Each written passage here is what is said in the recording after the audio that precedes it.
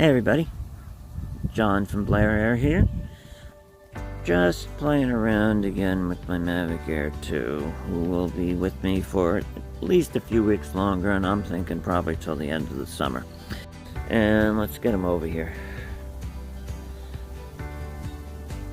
to that shadowy figure. Who is that shadowy figure?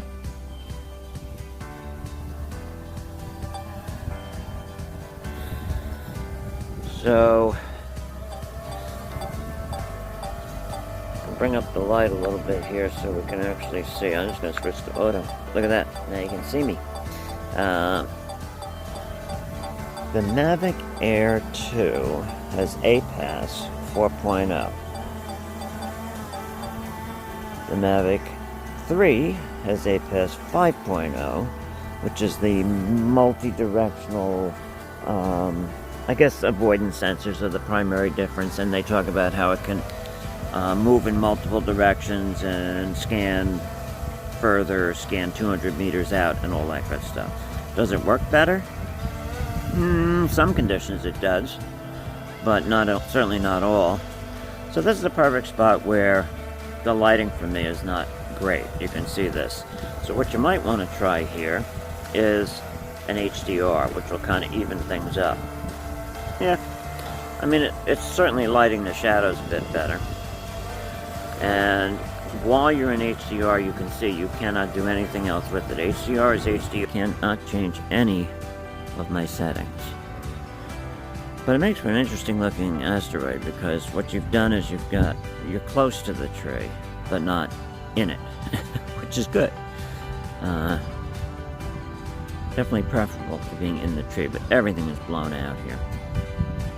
I mean, like, ridiculously blown out. So, we'll let it complete, but I'm going to bring it back and do it with, let's set our exposure for me under, let's not set our exposure for me under the tree, because I am obviously in a much darker environment. Let's set our exposure for what it looks like out there. When this thing goes to return, I'm going to decline. Yeah, it's complete. It wants to return. So I'm just going to say, no. Stay right where you are. Let's set our exposure up for out here. So, 1 over 60 isn't going to cut it. I'm going to double that. Look at what it's done to ISO. Who the heck wrote to go 400 ISO? Okay, so that's not so bad. I can even bring it closer to the 160 rule, and maybe all the way there. Yeah. On the bright side, but it's acceptable. So now we're following the, did I say the 160 rule? Yeah, that's a new rule. Look it up. Alright, so let's bring this guy down. Let's make sure I'm not actually going to fly into the tree. Alright, that looks okay. Yeah. Very good, very good, very good. Come on down, buddy. I'll put this thing in sport mode so you can come down a little faster, maybe? There we go. Coming down like it means it. Alright, let's fly him over to me again. Quick trick, just get the, there we go. Just hit the function button to get the gimbal pointed straight ahead. Alright, that looks good. That looks very good. I'm going to back him up to the same position he was in before. And I am way too dark, which is not going to make the best asteroid. I mean, these are the choices you got to make. You can split the difference and have it all look like hell, or you can just try and expose for the light or the dark, or you can move yourself so that you're in a lighter area to get the exposure right for both parts of it. Anyway, selecting myself, and let's do one more. 3, 2, 1. Alright, so this will grab one that should be much better lit for the photo taking portion of it.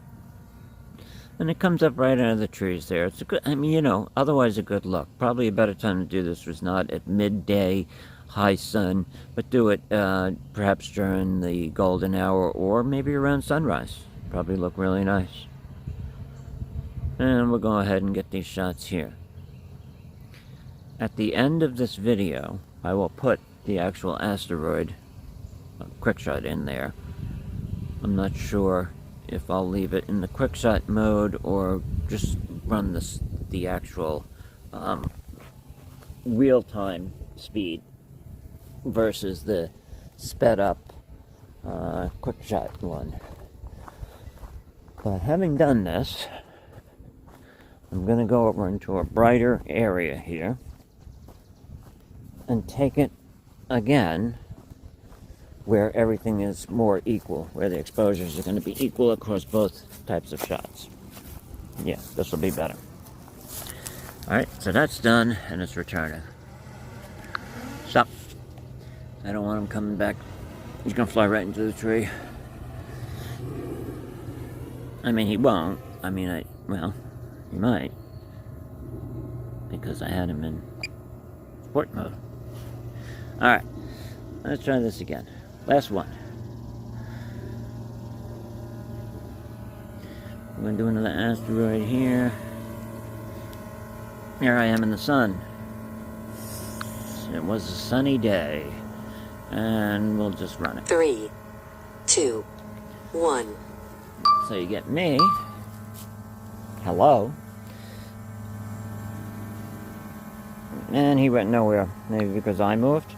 Probably. 3, 2, 1. John has no patience for me. That's alright.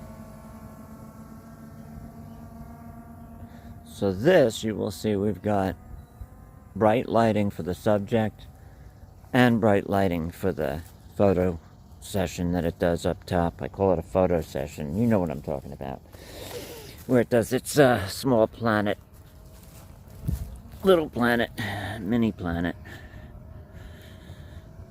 And, you know, it captures these shots really quickly. I always thought that was pretty impressive. It does not wait around. The moment the drone gets into each position, it just snaps the shutter, snaps the shutter, snaps the shutter.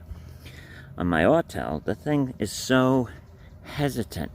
It moves the drone. It waits for it to stop moving around. It maybe checks to see if there's, you know, certain amount of movement, and then it will take the shot. So taking this many shots would take it a minute and a half, 2 minutes. It's kind of ridiculous. This one is already returning. It's just flying back because it's like, I got my shots and I'm coming home to Papa. Anyway, so there you have it. And what I'm going to do is show you these 3 asteroids in a row. And you'll see the one that is exposed for me under the tree, exposed for the sky, and one where we get more equal lighting across both. And that should be useful to you when you're trying to figure out how to get an asteroid that looks good across the entire recording. And they can be pretty useful. I mean, I think they look fun when you play them in reverse.